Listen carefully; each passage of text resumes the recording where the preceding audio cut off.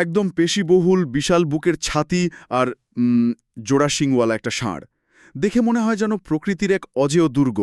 হ্যাঁ, রীতিমতো ভয়ঙ্কর আর শক্তিশালী একটা ব্যাপার। ঠিক, সাধারণ হিসেবে আমাদের মনে হতেই পারে এত বিশাল একটা প্রাণী নিশ্চিন্তে যুগের পর যুগ বেঁচে থাকবে, মানে তার তো কোনো অভাব নেই শক্তির। একদমই তাই। অথচ জীববিজ্ঞানের হিসেবে মাত্র ২০ থেকে ২৫ বছর বয়সেই সে রীতিমতো এক জরাজীর্ণ বৃদ্ধে পরিণত হয়। অবিশ্বাস্য শোনালেও এটাই সত্যি। অন্যদিকে জানালার কার্নিশে বসে থাকা ওই ছোট্ট ফুরফুরে চড়ুই পাখিটা, সেই ভুঙ্গুর একরত্তি পাখিটা অনায়াসেই বিশাল ষাঁড়ের আয়ুকে পাল্লা দিতে পারে। শুধু পাল্লা দেওয়া নয়, অনেক ক্ষেত্রে তাকে ছাড়িয়েও যেতে পারে। ঠিক বলেছেন, আকার, শক্তি আর আয়ুর এই অদ্ভুত এবং প্রায়শই বিভ্রান্তিকর বৈপরীত্য নিয়েই আমাদের আজকের এই গভীর আলোচনা বা ডিপ ডাইভ। আজকের বিষয়বস্তুটা সত্যিই খুব আকর্ষণীয়। হ্যাঁ, আজকে আমরা বিশ্লেষণ করতে যাচ্ছি দ্য স্টোরি পোক অফ সায়েন্স বা বিজ্ঞানের গল্পের বইয়ের একটি বিশেষ অধ্যায়, the length of animal life বা প্রাণীদের আয়ুষ্কাল। দারুণ একটা বই। উৎসটি আপাতদৃষ্টিতে একটি শিশুতোষ গল্পের বই মনে হলেও আসলে এর ভেতরে লুকিয়ে আছে প্রকৃতি, জীববিজ্ঞান এবং মানব জীবনের এক গভীর দর্শন। আমি খুব এক্সাইটেড আজকের এই আলোচনা নিয়ে। হ্যাঁ, আর ঠিক এই জায়গাটিতেই এই উৎসটির সবচেয়ে বড় আকর্ষণ লুকিয়ে আছে বলে আমি মনে করি। ১৯ শতকের বিখ্যাত ফরাসি প্রকৃতিবিদ জঁ অরি ফাব্রেল লেখা এই বইটি। হ্যাঁ, ফ্যাব্রিক কাজ সবসময় খুব ডিটেইলড হয়। একদম। এখানে আঙ্কেল পল নামের একটি চরিত্র তার ভাইপোদের প্রকৃতির নিয়মগুলো বোঝাচ্ছেন খুব সহজ ভাষায়। শিশুদের গল্পের ছলে। ঠিক, কিন্তু এই গল্পগুলোর আড়ালে ফাব্রে মূলত আমাদের প্রাপ্তবয়স্কদের সমাজের একটি তীক্ষ্ণ সমালোচনা তুলে ধরেছেন। মানে বিশালত্ব মানেই যে স্থায়িত্ব নয়, এবং প্রকৃতির নিজস্ব একটা অদ্ভুত হিসাব নিকাশ আছে, সেই বিষয়গুলোই এখানে অত্যন্ত যৌক্তিকভাবে ব্যাখ্যা করা হয়েছে। এই হিসাব নিকাশের শুরুতেই আঙ্কেল পল যে রূঢ় সত্যটি সামনে আনেন তা হল আমাদের চারপাশের গৃহপালিত প্রাণীদের অকাল মৃত্যু। হ্যাঁ, অংশটা বেশ মর্মান্তিক। আমরা সাধারণত ভাবি বন্য পরিবেশে শিকারীর ভয়ে প্রাণীদের আয়ু কমে যায়, আর মানুষের আশ্রয়ে থাকলে তারা হয়তো বেশ নিরাপদ থাকে, একটা সুরক্ষিত জীবন পায়, তাই না? হ্যাঁ, ঠিক সেটাই। কিন্তু বইটির তথ্য অনুযায়ী বাস্তবতা কিন্তু সম্পূর্ণ উল্টো। গৃহপালিত প্রাণীরা প্রায় কখনোই তাদের স্বাভাবিক পূর্ণ বয়স পর্যন্ত পৌঁছাতে পারে না। মানে প্রকৃতির দেওয়া যে আয়ুটা তাদের পাওয়ার কথা ছিল। একদম। এবং এর কারণ কোনো প্রাকৃতিক নিয়ম নয়, এর একমাত্র কারণ হল মানুষ। হ্যাঁ, মানুষের হস্তক্ষেপ কিভাবে একটা প্রাণীর জৈবিক আয়ুকে ধ্বংস করে সেটি এখানে খুব স্পষ্টভাবে উঠে এসেছে। আমরা কিভাবে তাদের আয়ু কমাচ্ছি আসলে? ধরুন, একটি বন্য প্রাণী যখন নিজের মতো বাঁচে, তখন তার শরীরের মেটাবলিজম বা বিপাকীয় প্রক্রিয়া প্রকৃতির নিজস্ব ছন্দে চলে। একটা ন্যাচারাল ব্যালেন্স থাকে। ঠিক, কিন্তু গৃহপালিত প্রাণীর ক্ষেত্রে আমরা সেই ছন্দটা পুরোপুরি ভেঙে দিই। মানে জোর করে পরিবর্তন করি। হ্যাঁ, আমরা তাদের ঠিকমতো পুষ্টিকর খাবার দিই না, বিশ্রাম ছাড়া অতিরিক্ত পরিশ্রম করাই, আর অনেক সময় তাদের থাকার পরিবেশটাও অত্যন্ত অস্বাস্থ্যকর হয়। ব্যাপারটা অনেকটা একটা কারখানার মেশিনের মতো মনে হচ্ছে আমার কাছে। মেশিনের মতো মানে কিভাবে? এই ধরুন, একটি মেশিনকে যদি তার স্বাভাবিক ক্ষমতার চেয়ে দ্বিগুণ গতিতে টানা চালানো হয় আচ্ছা। আর কোনোদিন সার্ভিসিং বা রক্ষণাবেক্ষণ না করা হয়, তবে তার ভেতরের গিয়ারগুলো ঘর্ষণে দ্রুত ক্ষয়ে যাবে। একদম নিখুঁত একটা উপমা। প্রাণীদের ক্ষেত্রেও আমরা তাদের কাছ থেকে দুধ, পশম, চামড়া, মাংস সবকিছুই নিংড়ে নিচ্ছি, ফলে তাদের শরীরের ভেতরকার কোষগুলো আর নিজেকে মেরামত করার সুযোগই পাচ্ছে না। হ্যাঁ, আর এই যান্ত্রিক তুলনার সাথে আরেকটি ভয়ঙ্কর মনস্তাত্ত্বিক এবং জৈবিক চাপের কথাও বইটিতে বলা হয়েছে। মনস্তাত্ত্বিক চাপ প্রাণীদের ক্ষেত্রে? হ্যাঁ, হ্যাঁ। আস্তাবলের বা গোয়ালের দরজায় যখন কসাই ছুরি হাতে দাঁড়িয়ে থাকে, তখন একটি প্রাণীর পূর্ণ জীবনকাল পার করার স্বপ্নটা স্রেফ একটা প্রহসনে পরিণত হয়। খুব সত্যি কথা। মানুষের টিকে থাকার তাগিদ, বা আরও নির্দিষ্ট করে বললে মানুষের শিল্পের কাঁচামাল এবং খাদ্যের যোগান দিতে গিয়ে এই প্রাণীদের জীবনের চক্রকে মাঝপথেই থামিয়ে দেওয়া হয়। মানে তারা স্রেফ একটা প্রোডাক্ট হয়ে যাচ্ছে। একদম তাই। শিল্প বিপ্লবের পর থেকে প্রাণীদের স্রেফ পণ্য বা উৎপাদনের একক হিসেবে দেখার যে প্রবণতা শুরু হয়েছে, বইয়ের এই অংশে তারই একটি প্রচ্ছন্ন সমালোচনা রয়েছে। এই জায়গাটিতে এসে একটা কৌতূহল জাগে আমার। কি কৌতূহল? ধরুন, কসাইয়ের এই ভয়টা নেই, আমরা একটি প্রাণীকে সম্পূর্ণ আদর্শ একটা পরিবেশ দিলাম। আচ্ছা, একটা ইউটোপিয়ান পরিবেশ। হ্যাঁ, তাকে কোনো ক্ষুধার আর শীতের কষ্ট পেতে হলো না, সে শান্তিতে থাকলো, তাকে দিয়ে কোনো অতিরিক্ত পরিশ্রম করানো হলো না। মানে একেবারে রাজার হালে থাকলো। ঠিক, এই সমস্ত বাহ্যিক চাপ এবং শোষণ থেকে মুক্ত একটি সম্পূর্ণ আদর্শ পরিবেশে প্রাণীরা আসলে কতদিন বাঁচতে পারে? বিশাল প্রাণীরা কি তখন তাদের আকারের সুবিধাটা পায়? এই একই প্রশ্নটাই কিন্তু বইয়ের বালক চরিত্র জুলসের মনেও জেগেছিল। তাই নাকি? হ্যাঁ, সে ভেবেছিল বাহ্যিক চাপ না থাকলে একটি বিশাল ষাঁড় তার অসীম শক্তির কারণে নিশ্চিতভাবেই শত শত বছর বেঁচে থাকবে। আমারও তো তাই মনে হচ্ছিল প্রথমে। কিন্তু আঙ্কেল পল তাকে যে সত্যটি জানান তা জুলসের পাশাপাশি আমাদের পাঠকদেরও ধাক্কা দেয়। কি সেই সত্য?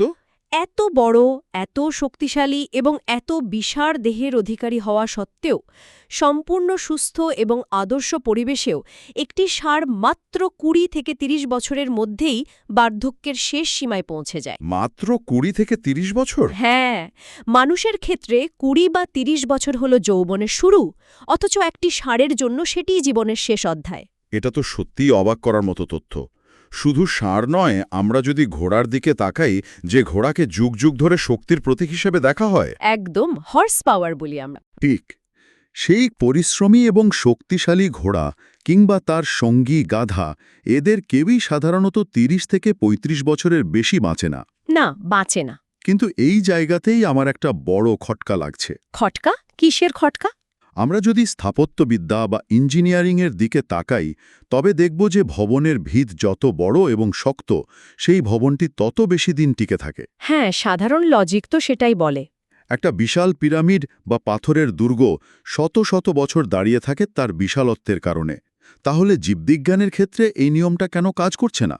বিশাল এবং শক্ত শরীর কেন বেশি দিন টিকছে না? খুব সুন্দর একটা পয়েন্ট তুলেছেন।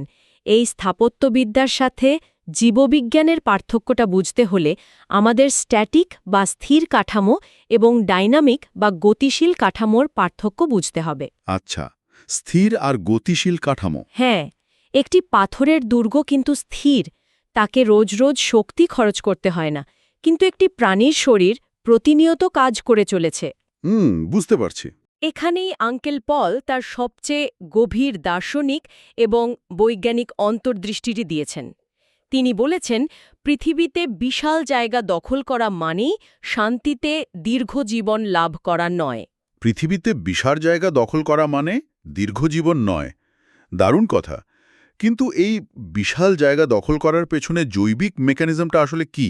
মেকানিজমটা হল বায়োলজিক্যাল ফ্রিকশন বা জৈবিক ঘর্ষণ। জৈবিক ঘর্ষণ? এটা একটু বুঝিয়ে বলবেন। ধরুন, একটি বিশাল ষাঁড়কে তার ২,০০০ পাউন্ড ওজনের পেশি এবং হাড়ের কাঠামোকে টিকিয়ে রাখতে প্রতিনিয়ত বিপুল পরিমাণ ক্যালোরি পোড়াতে হয়। মানে তার ইঞ্জিনটা অনেক বড়। একদম। তার হৃৎপিণ্ডকে এত বিশাল একটি শরীরে রক্ত পাম্প করতে প্রচুর পরিশ্রম করতে হয়। অর্থাৎ শরীর যত বড়, তাকে টিকিয়ে রাখার জন্য ভেতরের অঙ্গপ্রত্যঙ্গগুলোর ওপর চাপ তত বেশি। ও আচ্ছা। এই যে প্রতিনিয়ত এত বড় একটা ইঞ্জিন চালু রাখা, এর ফলেই কোষগুলো দ্রুত বুড়িয়ে যায় বা ক্ষয়প্রাপ্ত হয়। তার মানে বিশাল হওয়ার একটা বিশাল জৈবিক মূল্য চোকাতেই হয়। ঠিক তাই। আর ফ্যাব্রে এই জৈবিক সত্যটিকে মানুষের স্বভাবের সাথে দারুণভাবে মিলিয়ে দিয়েছেন। মানুষের স্বভাবের সাথে কিভাবে? পৃথিবীতে এমন অনেক মানুষ আছেন যারা হয়তো শারীরিকভাবে সাধারণ, কিন্তু তাদের অহংকার, উচ্চাকাঙ্ক্ষা এবং ক্ষমতার লোভ এত বিশাল যে তারা দুনিয়ার অনেক বেশি জায়গা বা প্রতিপত্তি দখল করতে চান। মানে যারা সাম্রাজ্য বিস্তার করতে চায়। হ্যাঁ, এই বিশাল সাম্রাজ্য বা ক্ষমতা ধরে রাখতে গিয়ে তাদের মনের ওপর যে প্রচণ্ড চাপ বা স্ট্রেস পড়ে, তা তাদের ভেতর থেকে শেষ করে দেয়। মানসিক ঘর্ষণ বলা যেতে পারে এটাকে। একদম। তারা শান্তিতে একটি সম্মানজনক বার্ধক্যের দিকে এগোতে পারে না। অর্থাৎ প্রকৃতি আমাদের শেখাচ্ছে যে শুধু বিশাল হওয়াই টিকে থাকার একমাত্র শর্ত নয়, বরং কখনো কখনো বিশালত্বই পতনের সবচেয়ে বড় কারণ হয়ে দাঁড়ায়। ঠিক তাই। এই মেকানিজমটা যদি আমরা মেনে নিই, তার মানে দাঁড়ায় প্রাণীর আকার যত ছোট হবে, তার ভেতরের অঙ্গগুলোর উপর চাপ তত কম পড়বে। হ্যাঁ, লজিক তো তাই বলে। এবং সে তত বেশি দিন বাঁচবে।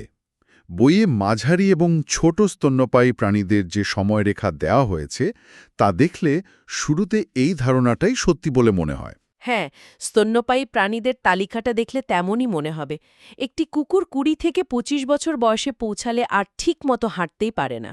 হ্যাঁ, আমরা তো দেখি আমাদের পোষা কুকুরগুলোর কি অবস্থা হয়। আবার একটি শূকর ২০ বছরেই একেবারে থুত্থুরে বুড়ো হয়ে যায়। আর বিড়ালের জীবনের শেষ ভাগের যে বর্ণনা বইটিতে দেওয়া হয়েছে তা বেশ চমকপ্রদ। হ্যাঁ, বিড়ালের অংশটা বেশ মজার। বিড়াল সর্বোচ্চ ১৫ বছর বাঁচে, কিন্তু জীবনের শেষ ভাগে এসে সে তার স্বভাবসুলভ চঞ্চলতা হারিয়ে ফেলে। একদম শান্ত হয়ে যায়। সে আর ইঁদুর ধরার পেছনে দৌড়ায় না, ছাদের ওপর লাফালাফি করে না, বরং শস্যভাণ্ডারের বা বাড়ির কোনো এক শান্ত কোনায় গুটিসুটি মেরে শুয়ে থাকে। হ্যাঁ, এ যেন জীবনের পড়ন্ত বেলায় এক ধরনের অবসর গ্রহণ, শক্তি সঞ্চয় করে শান্তিতে মৃত্যুর জন্য অপেক্ষা করা। ঠিক। এবং এই তালিকা ধরে আরও নিচে নামলে আমরা দেখি ছাগল ও ভেড়া বাঁচে ১০ থেকে ১৫ বছর, খরগোশ বাঁচে ৮ থেকে ১০ বছর। আকার ছোট হচ্ছে, আয়ুও কমছে। হ্যাঁ, আর একটা ইঁদুরের কথা যদি ধরি, যে প্রাণীটির হৃৎপিণ্ড প্রচণ্ড দ্রুত গতিতে স্পন্দিত হয়, একটা ইঁদুর যদি কোনো মতে ৪ বছর বেঁচে যায়, তবে ইঁদুর সমাজে নাকি তাকে দীর্ঘায়ুর এক বিস্ময় হিসেবে ধরা হয়। হ্যাঁ, ইঁদুরের জন্য ৪ বছর মানে এক যুগ। এই পর্যন্ত আলোচনা শুনে যে কেউ একটি গাণিতিক সূত্রে পৌঁছে যেতেই পারে। ষাঁড় বাঁচে ৩০ বছর, কুকুর ২০, বিড়াল ১৫, খরগোশ ১০ আর ইঁদুর মাত্র ৪ বছর। একটা ক্লিয়ার প্যাটার্ন দেখা যাচ্ছে এখানে। একদম। আকার ছোট হচ্ছে আর তার সাথে সাথে আয়ুও কমছে। অর্থাৎ খুব বিশাল হলেও সমস্যা, আবার খুব ছোট হলেও সমস্যা। মনে হচ্ছে যেন প্রকৃতির এই নিয়মটা আমরা ধরে ফেলেছি। কিন্তু এখানেই ফাব্রে তার সবচেয়ে বড় চমকটি রেখেছেন। চমক? আর পাখিদের মেকানিজমে তাহলে এতটা তফাৎ? আকাশ পাতাল তফাত। একটি সাধারণ কবুতর বাঁচে ৬ থেকে ১০ বছর। গিনি ফাউল, মুরগি বা টার্কি বাঁচে প্রায় ১২ বছর। আচ্ছা। কিন্তু রাজহাঁসের কথা ধরুন। বইয়ে রাজহাঁসকে বলা হয়েছে পেটুক এবং চিন্তামুক্ত প্রাণী। এই রাজহাঁস ২৫ বছরেরও বেশি সময় বেঁচে থাকে। ২৫ বছর? একটা পাখির জন্য তো এটা অনেক সময়। হ্যাঁ, কিন্তু রাজহাঁস তো তবুও তুলনামূলকভাবে বড় পাখি। আসল বিস্ময়টা তো লুকিয়ে আছে একদম ছোট পাখিদের ক্ষেত্রে। ছোট পাখি মানে? গোল্ড ফিঞ্চ বা আমাদের অতি পরিচিত চড়ুই পাখির মতো একদম ক্ষুদ্র প্রাণীরা। আচ্ছা, চড়ুই পাখি কতদিন বাঁচে? এই চড়ুই পাখিরা সারাদিন আনন্দে কিচিরমিচির করে, এক ডাল থেকে অন্য ডালে লাফিয়ে বেড়ায়। বইয়ে এদের বলা হয়েছে সম্পূর্ণ চিন্তামুক্ত এবং হাসি খুশি প্রাণী। হ্যাঁ, দেখে তো তাই মনে হয়। গাছের পাতার ফাঁকে একটু রোদের আলো আর কয়েক দানা শস্য, এতেই তাদের জীবন সম্পূর্ণ। এবং সবচেয়ে অবাক করা তথ্যটি হল, এই ছোট্ট চড়ুই পাখিগুলো অনায়াসে ২০ থেকে ২৫ বছর পর্যন্ত বেঁচে থাকে। বলেন কি? ২০ থেকে ২৫ বছর? হ্যাঁ, এই তথ্যটা সত্যি মাথা ঘুরিয়ে দেওয়ার মতো। যে ষাঁড়ের ওজন ১০০০ পাউন্ডের বেশি, তার আয়ু আর মাত্র কয়েক আউন্স ওজনের একটা ছোট্ট পাখির আয়ু প্রায় সমান। একদম তাই। অদ্ভুত না ব্যাপারটা? এর পেছনের কারণ হিসাবে আপনি একটু আগে যে বায়োলজিক্যাল ফ্রিকশন বা জৈবিক ঘর্ষণের কথা বলছিলেন, সেটা নিশ্চয়ই এখানে কাজ করে। কিভাবে কাজ করে বলে আপনার মনে হয়? চড়ুই পাখিকে তো বিশাল কোনো পেশি বা চর্বি স্তর ধরে রাখতে হয় না। আকাশে ওড়ার জন্য তাকে হতে হয় একদম হালকা, অ্যারোডায়নামিক বা বাতাস কাটার উপযোগী। হ্যাঁ, একদম ঠিক। তার শরীরে কোনো বাহুল্য নেই। এই বাহুল্য বর্জন করার কারণে কি তার শরীরের উপর চাপ এত কম? নিখুঁতভাবে ধরেছেন। পাখিদের শ্বাসযন্ত্র অত্যন্ত উন্নত এবং কার্যকর। তাদের শরীরে কোনো বাড়তি মেদ নেই, কোনো অপ্রয়োজনীয় ভার নেই। বুঝতে পারছি। তারা ঠিক ততটুকুই গ্রহণ করে যতটুকু তাদের এই মুহূর্তের জন্য প্রয়োজন। ভবিষ্যতের জন্য বিশাল সম্পদ বা চর্বি জমিয়ে রাখার কোনো চাপ তাদের নেই। একটা খুব হালকা জীবনযাপন। হ্যাঁ, এই জৈবিক হালকা হওয়ার বিষয়টি তাদের একটি চিন্তামুক্ত জীবন দেয়, যা তাদের দীর্ঘায়ুর অন্যতম প্রধান কারণ। এই চমৎকার এবং বিস্ময়কর তথ্যটিকে বোঝাতে আমার একটি বিশেষ উপমার কথা মনে পড়ছে। বলুন তো শুনি। ধরুন, এক ফোঁটা জল। আচ্ছা, জল। বিশাল একটি হ্রদের জল যেমন তার বুক জুড়ে পুরো আকাশকে প্রতিফলিত করতে পারে, ঠিক তেমনি গাছের পাতার উপর জমে থাকা শিশিরের এক ফোঁটা জলও সেই একই বিশাল আকাশকে নিখুঁতভাবে ধারণ করতে পারে। অসাধারণ একটা তুলনা। তাই না? হ্রদের বিশালতা আর এক ফোঁটা জলের ক্ষুদ্রতার মধ্যে আয়তনের আকাশ-পাতাল পার্থক্য থাকতে পারে, কিন্তু আকাশকে ধারণ করার ক্ষমতার দিক থেকে তারা সমান। একদম নিখুঁত বলেছেন। একটি হ্রদের বড় হওয়ার কারণে সেখানে যেমন ঢেউ বা অস্থিরতা বেশি থাকে, এক ফোঁটা জল থাকে একদম স্থির এবং শান্ত। বাহ! ঠিক একইভাবে একটি ছোট্ট পাখির ২০ বছরের শান্ত জীবন একটি বিশাল ষাঁড়ের জীবনের সমান অর্থবহ এবং সম্পূর্ণ হতে পারে। এই উপমাটি আঙ্কেল পলের দর্শনের গভীরতাকে খুব সুন্দরভাবে তুলে ধরেছে। ছোট পাখিরা কোনো বাড়তি চিন্তা ছাড়া বেঁচে থাকে। তাদের কোনো বিশাল চাহিদা নেই, কোনো অহংকার নেই। কোনো সাম্রাজ্য বিস্তারের লোভও নেই। হ্যাঁ, তারা শুধু রোদ মেখে এবং সাধারণ খাবার খেয়েই পরিতৃপ্ত।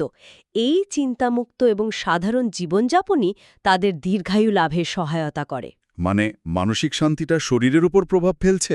একদম। এই নির্লিপ্ততা তাদের কোষের ভেতরে স্ট্রেস বা চাপ একদম কমিয়ে দেয়। প্রকৃতি যেন আমাদের চোখে আঙ্গুল দিয়ে দেখাচ্ছে, বেশি জায়গা দখল করা বা বিশাল হওয়ায় টিকে থাকার একমাত্র শর্ত নয়। বরং ছন্দে এবং শান্তিতে বাঁচাই আসল কথা। হ্যাঁ, এটাই মূল শিক্ষা। প্রাণীদের এই বৈচিত্র্যময় আয়ু আর আকারের অবাক করা নিয়মকানুন দেখার পর স্বাভাবিকভাবেই একটা বড় প্রশ্ন সামনে এসে দাঁড়ায়। মানুষের কথা বলছেন তো? হ্যাঁ, এই পৃথিবীর শ্রেষ্ঠ জীব হিসেবে আমাদের মানুষের অবস্থান আসলে কোথায়? আয়ুর দিক থেকে দেখলে মানুষ সত্যিই বিশেষ সুবিধাপ্রাপ্ত। আঙ্কেল পল বলেছেন, একজন মানুষ যদি নিয়মমাফিক এবং সুশৃঙ্খল জীবনযাপন করেন তবে তিনি অনায়াসেই ৮০ থেকে ৯০ বছর বাঁচতে পারেন। যা অন্যান্য অনেক প্রাণীর তুলনায় অনেক বেশি। একদম। এমনকি অনেক মানুষ ১০০ বছর বা তারও বেশি সময় বেঁচে থাকেন। অন্য প্রাণীদের তুলনায় আমাদের এই দীর্ঘ সময় বেঁচে থাকার সুযোগটা প্রকৃতির এক বিশাল আশীর্বাদ। কিন্তু বইয়ে তো এটাও স্পষ্টভাবে বলা হয়েছে যে কেবল ক্যালেন্ডারের পাতা উল্টে বছর পার করাই জীবনের প্রকৃত পরিমাপ নয়। ঠিক এখানেই ফাব্রের দর্শনের চূড়ান্ত পর্যায়টি উন্মোচিত হয়। আঙ্কেল পল বলছেন, জীবনের দৈর্ঘ্য কেবল বছর দিয়ে মাপা যায় না। যে সবচেয়ে বেশি কাজ করে সেই সবচেয়ে বাঁচে। কিন্তু এখানেই তো একটা বড়সড় প্যারাডক্স বা স্ববিরোধিতা তৈরি হচ্ছে। স্ববিরোধিতা কিভাবে? একটু আগে আমরা চড়ুই পাখির সেই চিন্তামুক্ত দর্শনের কথা আলোচনা করলাম। চড়ুই পাখি কোনো চিন্তা না করে কেবল আনন্দে নেচে গিয়ে বাঁচে বলেই তার আয়ু বেশি, তার শরীরের ভেতরে স্ট্রেস কম। হ্যাঁ, তা তো বটে। আবার এখন আমরা বলছি যে মানুষকে সবচেয়ে বেশি কাজ করতে হবে। বেশি কাজ করা মানেই তো দায়িত্বের বোঝা, আর দায়িত্ব মানেই তো চিন্তা, স্ট্রেস এবং বায়োলজিক্যাল ঘর্ষণ। এই দুটি বিষয় কি একে অপরের সাথে সাংঘর্ষিক নয়? প্রশ্নটা খুব লজিক্যাল। আপাত দৃষ্টিতে এটি চরম সাংঘর্ষিক মনে হতে পারে, কিন্তু একটু তলিয়ে দেখলে দেখা যায় এর মধ্যে চমৎকার একটি ভারসাম্য বা ব্যালেন্স রয়েছে। ব্যালেন্সটা কিভাবে আসছে?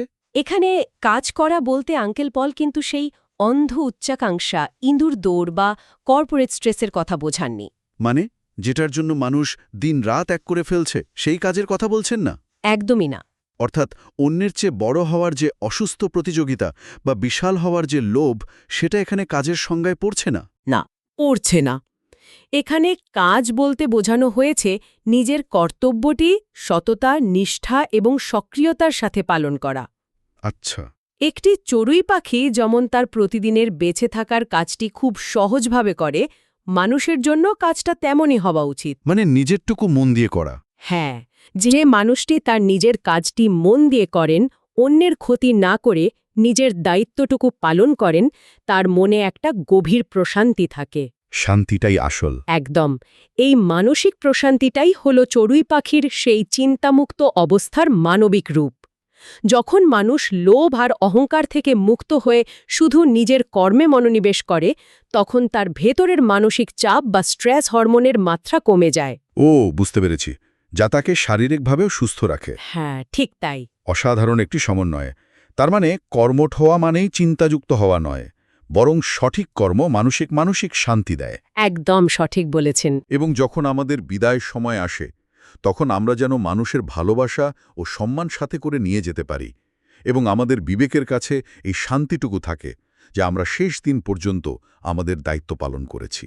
হ্যাঁ, তাহলেই বুঝতে হবে আমাদের বয়স যাই হোক না কেন, আমরা একটি পরিপূর্ণ জীবনযাপন করেছি।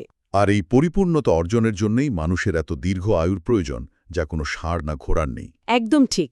তাহলে আজকের এই পুরো আলোচনাটি যদি আমরা একটু কাঠামোগতভাবে দেখি, আমরা শুরুতেই দেখেছি কিভাবে মানুষের শিল্পের কাঁচামালের লোভ এবং যান্ত্রিক মানসিকতা গৃহপালিত প্রাণীদের তাদের স্বাভাবিক আয়ু থেকে বঞ্চিত করে। হ্যাঁ, মানুষ কিভাবে প্রকৃতির ছন্দ নষ্ট করছে সেটা আমরা দেখেছি। এরপর আমরা দেখলাম স্থায়িত্বের ক্ষেত্রে স্থাপত্যবিদ্যার নিয়ম কিভাবে জীববিজ্ঞানে এসে হোঁচট খায়, কারণ বিশাল শরীর মানি বিশাল মেটাবলিক চাপ।